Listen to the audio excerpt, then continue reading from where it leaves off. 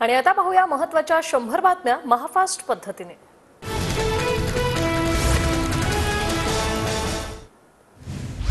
भाजपच्या मंत्र्यांची यादी अद्यापही अंतिम नाही। फडणवीसांच्या दिल्ली दौऱ्यानंतरही निर्णय नाही। भाजप हायकमांड पुन्हा मंत्रिपदावर चर्चा करण्याची शक्यता, सूत्रांची माहिती।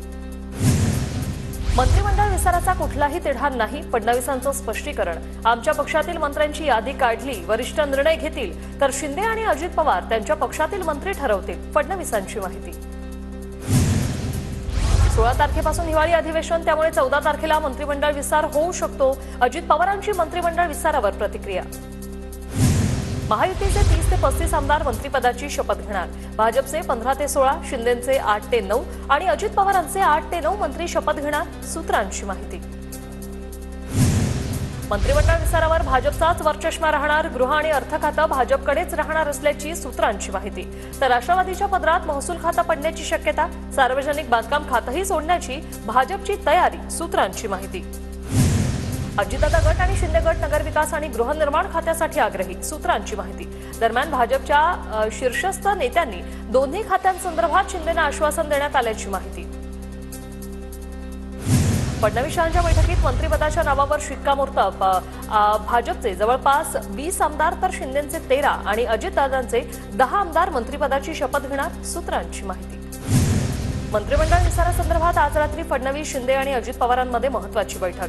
दरम्यान दिल्लीत फडणवीसांनी मोदींची भेट घेतली, तर अजितदादांनी शहांची भेट घेतली। 14 डिसेंबरला राज्याचा मंत्रिमंडळ विस्तार होईल। मंत्रिमंडळात आमदार रवी राणा यांची वर्णी लागणार। निवडणुकीत राणा दाम्पत्याने केलेल्या कामगिरीमुळे मंत्रिपद मिळणार, सूत्रांची माहिती। शिंदे गट आणि भाजपमध्ये आता पालकमंत्री पदावरून रस्सीखेच। गृहमंत्री पदापाठोपाठ शिंदे ठाण्याच्या पालकमंत्री पदासाठी आग्रही असल्याची सूत्रांची माहिती। शिंदे आणि अजित पवार बार्गेनिंग करू शकत नाही, जे मिळेल ते घ्या, नाही तर घरी आराम करा, अशी स्थिती। वडेट्टीवार यांचा हल्लाबोल।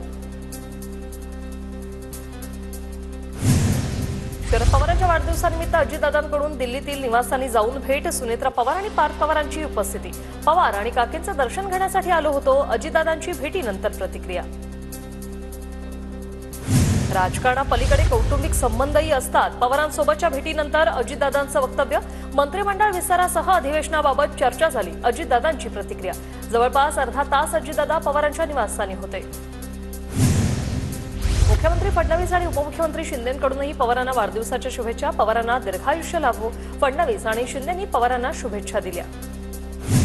अजितदादांसोबत भुजबळ, प्रफुल्ल पटेल तसंच सुनील तटकरे पवारांच्या दिल्लीतील निवासस्थानी। पवारांना वाढदिवसाच्या शुभेच्छा देण्यासाठी अजितदादा गटाचे वरिष्ठ नेते पवारांच्या भेटीला। महान माणसाविरोधात प्रचार केला आणि शुभेच्छा द्यायला आले, संजय राऊतांचा अजित पवारांना जोरदार टोला। शरद पवार आणि अजितदादा एकत्र येतील असं जाणकार लोक सांगतायत। शिंदे गटाचे नेते संजय शिरसाट यांची प्रतिक्रिया। शरद पवार आणि अजित पवारांमधील भेट ही कौटुंबिक, राजकारण आणि कौटुंबिक संबंध आम्ही वेगळे ठेवलेत। पवार कुटुंबातील कुणीही पातळी सोडून टीका केली नाही, योगेंद्र पवारांचं वक्तव्य। अजितदादांकडून पवारांसाठी आलेल्या भेटवस्तूंची पाहणी। वाढदिवसानिमित्त चांदीच्या 85 नाण्यांनी बनवलेलं खास गिफ्ट देण्यात आलं। शरद पवारांच्या नेतृत्वात सर्व नेत्यांनी काम केले। अजित पवार शरद पवारांना शुभेच्छा देण्यासाठी येणं साहजिकच आहे। दादा आणि पवारांच्या भेटीवर निलेश लंके यांची प्रतिक्रिया। शरद पवार महाराष्ट्राचे आधारवड, त्यांचा आशीर्वाद घेतल्याशिवाय कुणालाही एक पाऊल पुढे टाकता येत नाही। अजित पवारांनी शरद पवारांची भेट घेतल्यानंतर संजय राऊतांची प्रतिक्रिया। ठाकरे गटाचे खासदार पंतप्रधान नरेंद्र मोदींची भेट घेणार। पंतप्रधान कार्यालयाकडून खासदारांना भेटीसाठी सोमवारची वेळ, सूत्रांची माहिती।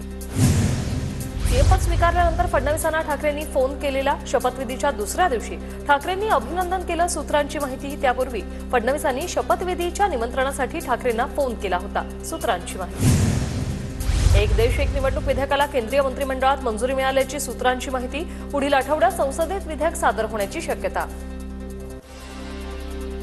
परभणीत माथे फिरवून केलेल्या घटनेचा निषेध, आरोपीला अटक केल्यानंतर हिंसा होणं योग्य नाही। परभणी हिंसाचारावर मुख्यमंत्री देवेंद्र फडणवीसांची प्रतिक्रिया। फडणवीस मुख्यमंत्री होतात तेव्हा जातीय तणाव निर्माण केला जातो, भाजपचे माजी खासदार अवर सावळेंचा आरोप। परभणीतील घटनेवर बोलताना अवर सावळेंकडून उदाहरणासाठी भीमा कोरेगाव, कोपर्डीच्या घटनांचा उल्लेख। परभणीत झालेल्या दगडफेकीत छोट्या व्यापाऱ्याचे नुकसान, शिंदे गटाकडून व्यापाऱ्यांना मदत.